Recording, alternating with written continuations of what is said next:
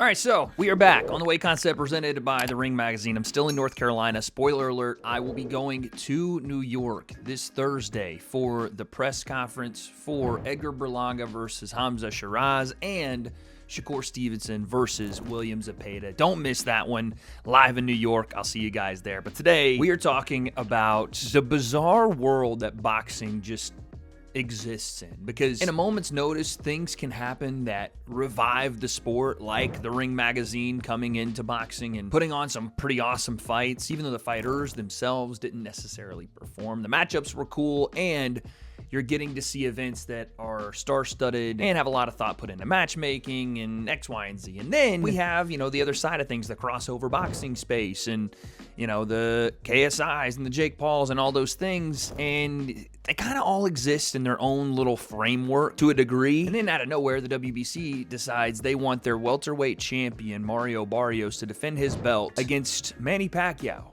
And about 7 to 8, maybe 9, 10 years ago, I would have said, hells yeah, if we had a Manny Pacquiao championship fight. But Manny's been retired for 4 years. He's 46 years old. His last fight was in 2021, and he lost to Ugas in a unanimous decision. I watched his exhibition bout against the kickboxer guy in Japan. That didn't look good. This is a bad idea. A really bad idea. And again, I think people will look at this and go, well, Jake Paul fought Mike Tyson, and yeah, that happened. And I also said that Mike was going to get really badly hurt, and it was a terrible idea for him to do that. And there were some health issues and everything else. Luckily, Mike didn't get super hurt in the fight, but this is a world championship level fight against a sitting world champion, and Manny does not belong in there. And again, I'm worried that he's going to get hurt badly for the same reasons. What do I mean? The breakdown. Let's go. Let's just start here. Manny Pacquiao, again, I just went over it.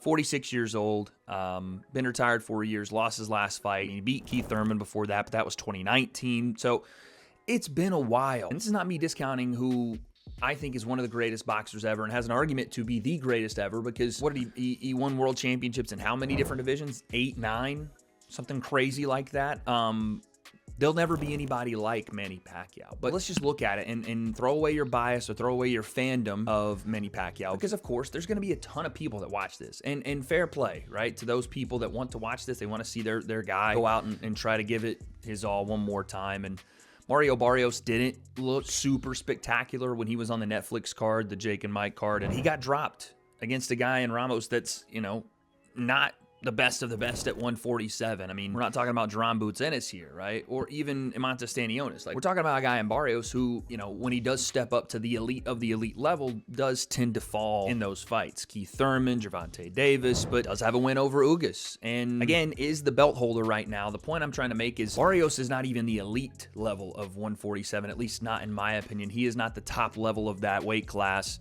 I think everybody knows that right now, but it doesn't need to be for Manny to be in a bad position here, because you're talking about a Manny Pacquiao that is not a natural 147-pounder who started his career at 106 pounds and just continued to dominate as he moved up in weight. His power seemed to carry as he moved up in weight, but that was during prime and toward the latter half of his career. But still, a prime Manny Pacquiao whose abilities, much like a Mike Tyson as he got older, start to diminish, not just because of his age, but because of his fight style, his explosion, the speed of his hands, the speed of his feet, his ability to fight you with his feet inside and still find a lane for his left hand. And I'm not saying those things can't happen. Listen, Mario Barrios just got dropped in his last fight to Abel Ramos, who's not at the top of the elite level skill, in my opinion. So couldn't lightning strike here for Manny Pacquiao and we see a George Foreman-esque performance? Maybe.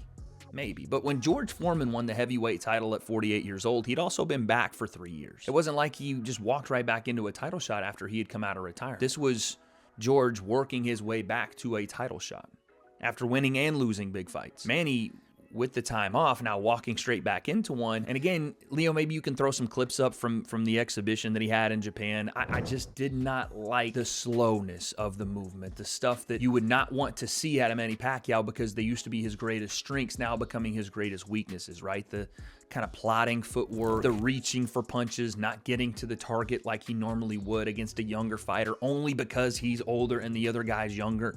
And that's what I potentially see happening here. If Mario Barrios can't beat Manny Pacquiao at 46, then he doesn't deserve to hold the WBC belt. But also, why is that even the question?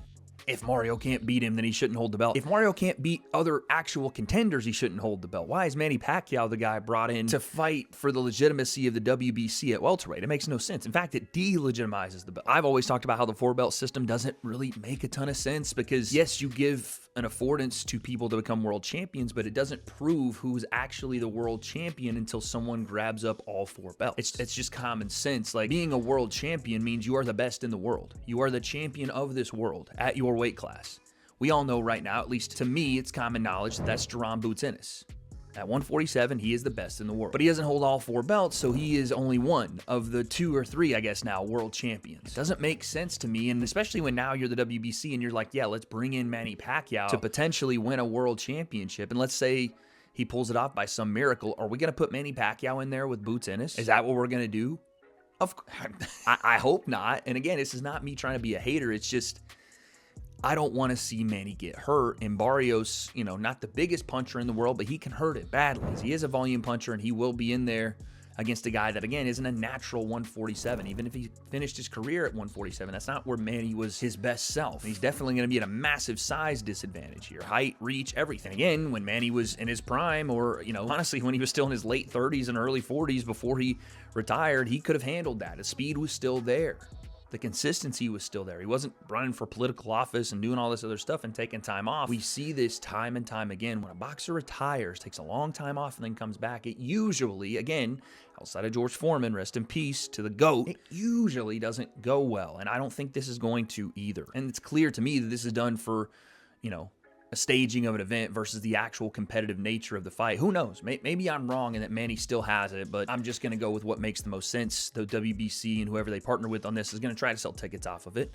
Okay, that's fine. But what's the point of the belt if this is the match? What are you saying as the WBC to all the actual contenders that you have ranked at welterweight for this belt when you go, okay, that's fine. You guys worked and you earned it. Again, this is the people that want to talk about the 4-belt system. You have these rankings. The WBC right now has Devin Haney ranked #1 at welterweight for that belt. Why would you not make that match? Or even someone like Suleiman, the French guy that's ranked #2, or even a Conor Benn, who they have ranked #3 in their welterweight system right now. You can't tell me Devin Haney and Barrios is not something you're interested in as a company. I get it. Manny probably sells more than both of those two, but if we're just talking about selling, if we're just talking about what draws eyes, why are we having Manny fight for a belt in the first place? If Mario wanted to fight Manny, just have him vacate the belt. That's fine. If you want to just do a fight, just have him vacate. But the fact that you're bringing in Manny and the big draw is Manny can become world champion again after not taking out any of those names, it does delegitimize that belt. It does delegitimize the matchup. It makes it makes absolutely no sense. And again, even if Manny is to win it, fair play, that would be fucking insane, and it would be a massive, massive accomplishment for Manny. But what does it say about the specific rankings of certain belt organizations, and if they even mean anything or not? Why fight for a #1 ranking when someone can come out of retirement and just jump right in front? You know what I'm saying? It didn't make any sense. And again, if it's just a regular matchup, if you go, you know what, we've been working on this, I guess they've been saying for a year now between Barrios and Manny Pacquiao, and they want to do that fight. If that's the fight they want to do for whatever reason, you think Barrios' fan base and Pacquiao's fan base is going to be a massive, entertaining fight that doesn't need a belt, then go do that. Just strip Barrios of the belt and have the belt ready for 2 people that are actually in contention, that are competing at the world level currently, that deserve an actual shot at the world title. So yeah, there's just a lot of things about this that I don't like. One, putting Manny in there without having a warm-up fight for a guy that at 46 years old does need a warm-up fight to just make sure and assess that he still has the ability to do this, I think is a bad idea. Putting him in a world title fight after a 4-year layoff, I think is an even worse idea, because what you do is compound the risk of him stepping in, because now you could have done a 10-round fight. Now it'll be 12. He hasn't fought in 4 years, and that was a loss in his last fight in 2021. My light just went out. We're going to keep going. He's at a weight class that just is not his natural high-level weight class. And again, I think everybody will know at this point, it's clear that the WBC is doing this to cash out on Manny's name. That, to me, doesn't feel right when it's for a world title. Again, as a pro bout, strip Barrios of the belt. 2 grown men want to get in there and box, even if it's not a good idea for Manny. I get it. That's fine. I said the same thing about Jake and Mike. Doesn't make a lot of sense, but two grown men and that they can make money doing it. I just hope that everybody knows the risk involved and how it's a bad idea for the older guy because they're probably going to get hurt very badly. But when you do it at world level, when you do it at world championship level, and you see what Manny looks like right now compared to what he looked like even 4 years ago, this is a bad idea. That being said, will I watch it? Yeah, I probably will, because that's kind of my job. Ring Magazine, I'm here. But at the same time, it's not going to be something that I can sit here and go, woo, yeah, I'm behind this. This is a great idea. This is something that we should keep doing. We should think about as for the future. No.